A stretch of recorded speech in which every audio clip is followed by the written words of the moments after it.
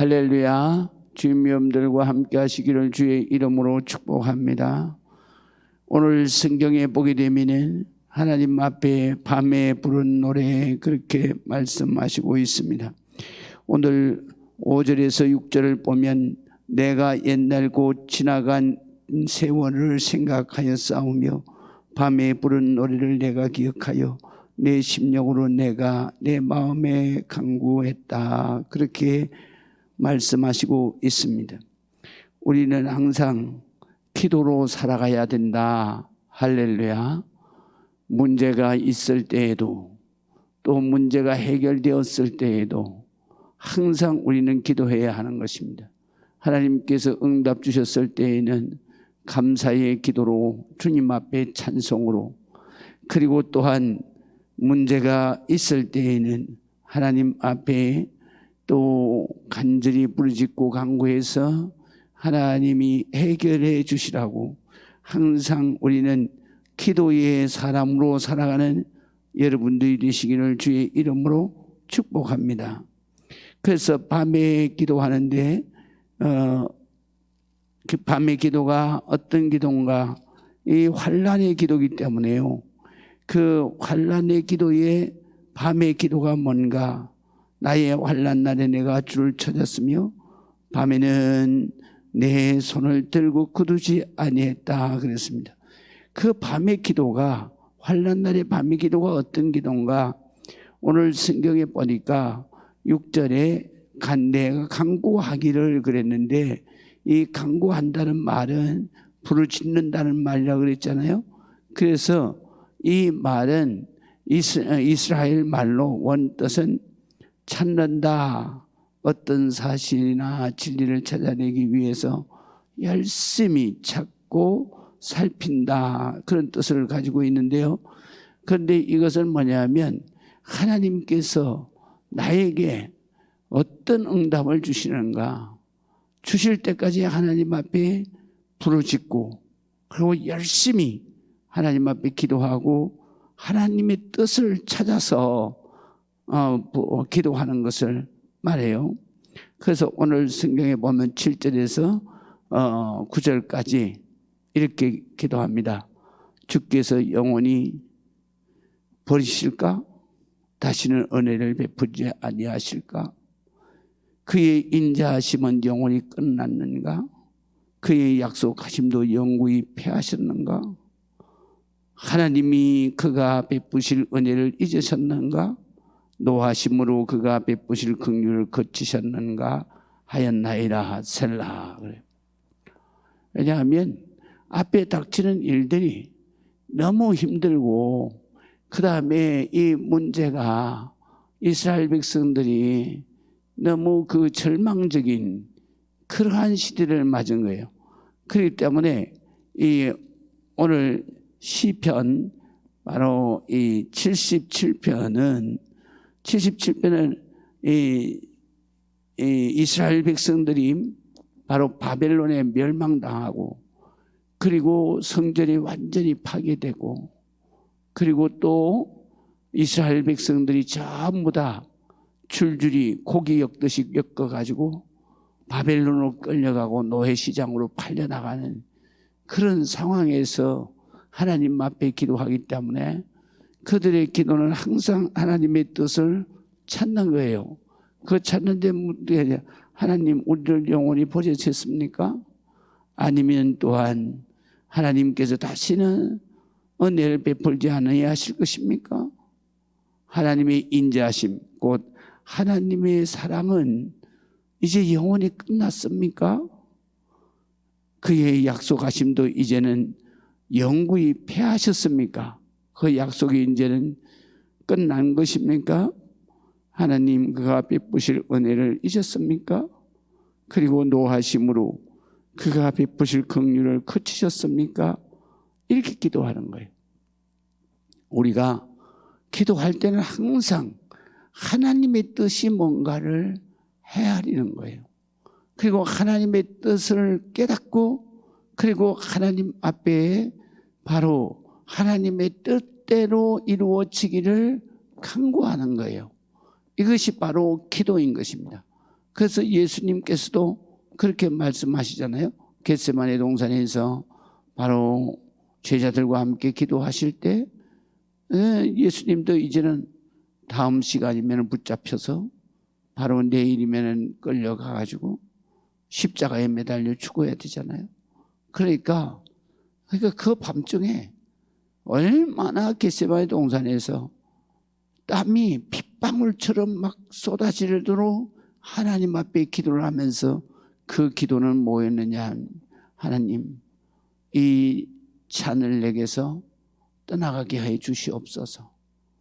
십자가 정말 지기가 너무 그걸 감당하기가 어려운 거죠. 왜냐하면 육신의 몸을 가지고 있는 예수님이 어떻게 해서든지 정말로 그 십자가를 지려고는 하지만 그러나 그 고통을 생각하면 얼마나 기가 막히고 그 한순간 한순간이 얼마나 고통으로 느끼겠어요. 그래가지고 하나님 앞에 땀이 핏방울처럼 흘러내리도록 부르짖고 기도하면서 그러면서 결론은 그 가운데서 하나님 앞에 몇 번씩 기도했는데도 하나님께서 응답이 없잖아요. 그러니까 예수님께서 이렇게 기도하죠. 내 원대로 마옵시고 아버지의 뜻대로 이루어지기를 원하나이다. 할렐루야. 오늘 성경에도 그겁니다. 바로 하나님 정말 이스라엘이 예루살렘이 이렇게 다 패망하고 그리고 하나님을 믿지 않는 바빌론 그 무지막지한 이방 사람들 그 손에 완전히 이 나라가 파괴됐는데 그리고 하나님의 자녀라고 하는 이 백성이 마치 고기를 엮듯이 엮여가지고 쇠사슬에 묶여서 끌려가고 그리고 그들이 정말 노예로 이제는 희망도 없고 아무것도 없이 저렇게 이방 땅에 짐승처럼 끌려가는데 그래서 이것을 보고 이것을 당하면서 이 하나님 앞에 이들은 그래도 기도하면서 하나님 앞에 뭐라고 그러냐. 하나님 우리 영원히 우리를 버리실 것입니까? 이건 누구나 다 그런 상황에 닥치게 되면 하나님 앞에 이렇게 기도할 수밖에 없죠. 그래서 기도는 하나의 뭐냐? 탐구하는 것입니다. 그 탐구하는 것은 뭐냐면 하나님의 뜻을 헤아려 찾아가는 거예요. 그래서 우리가 하나님 앞에 기도할 때에 내 뜻대로 이루어지는 것이 아니라 하나님의 뜻대로 이루어져야 된다. 그래서 오늘 성경에도 하나님 앞에 하나님의 뜻이 도대체 뭡니까?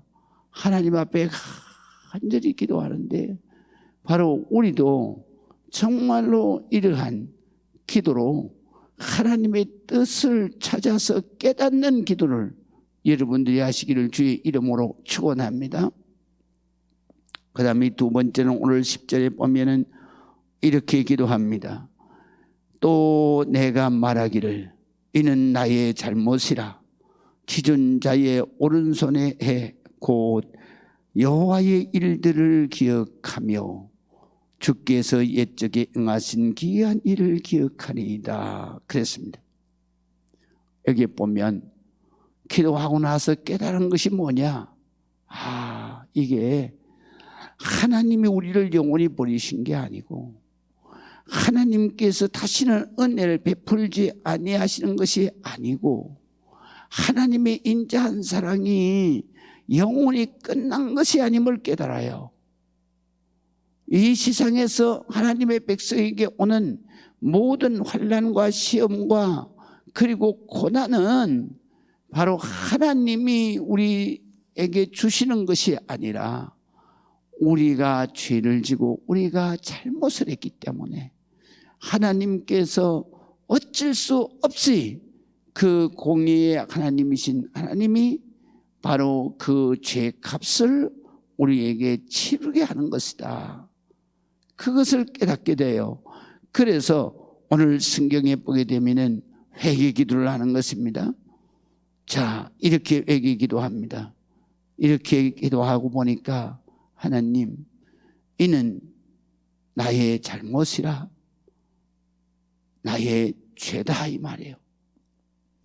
지존자의 오른손에 여호와의 일들을 기억하며 주께서 예정해 하신 이한 일을 기억해 보니 바로 이것은 하나님의 사랑이 떠난 것도 아니고 하나님의 은혜가 떠난 것도 아니고 곧 내가 하나님 앞에 죄가 많습니다. 내가 잘못했기 때문이다. 내가 죄 많은 영혼이기 때문이다. 그거를 깨닫게 되는 거예요. 그래서 하나님 앞에 기도하는 거예요. 하나님, 나의 잘못입니다. 그거를 깨닫게 되는데 그 깨닫게 되는 그것이 무엇으로 인하여 깨닫게 되느냐? 지존자의 오른손에 곧 여호와의 일들을 기억하며 주께서 옛적에 행하신 기적, 이 민족에게 베풀어 주신 기적의 역사를 생각해 보니까 하나님의 사랑은 끝난 것이 아니구나. 왜? 이스라엘 백성들이 애굽에서 종살이를 얼마를 했어요? 430년을 했어요. 하나님의 사랑은 430년이 지나도 그 사랑은 하나님께서 끊어버리지 아니하시고 430년 동안의 기도를 하나님이 들어주셨다. 그렇기 때문에 오늘날에도 이 백성이 하나님의 성전에서 우상 숭배하면서 그렇게 살았기 때문에 오는 하나님의 심판이지만, 그러나 우리가 우리의 잘못, 우리의 죄를 깨닫고 회개하면 하나님께서 반드시 출애굽해 주셨던 것처럼 우리가 다시 희망의 노래를 부르면서 이스라엘 땅으로 다시 돌아와서 하나님의 거룩한 나라를 세우는 그런 축복의 때가 있으리라 라는 것입니다. 그렇기 때문에 오늘 시편에 보게 되면 바로 15절에서부터는 그때는 출애굽해서 이스라엘 백성들이 광야 40년 동안에 하나님께서 이루시고 하나님께서 축복해 주신 것을 찬송하고 기도하고 있어요. 하나님, 이 민족을 하나님이 이렇게 하셨습니다. 이렇게 하신 이 민족을 하나님께서 영원히 버리지 않는다. 이렇게 하신 주님께서 바로 이 이스라엘 백성들을 영원히 잊지 아니하신다. 그런 확신을 갖게 돼요. 우리가 기도는 말이죠, 깨닫는 것입니다. 아, 왜 이런 어려움이 오는가? 왜 이런 환난이 오는가? 이런 시험이 오는가? 기도하면서 아, 이것은 바로 나의 잘못이구나. 내 죄로구나. 이 민족의 죄로구나. 그래서 그것을 회개할 때 그때에 하나님께서는 다시 축복의 길을 여신다는 것을 성경은 진리로 우리에게 가르쳐 주시고 있는 거예요.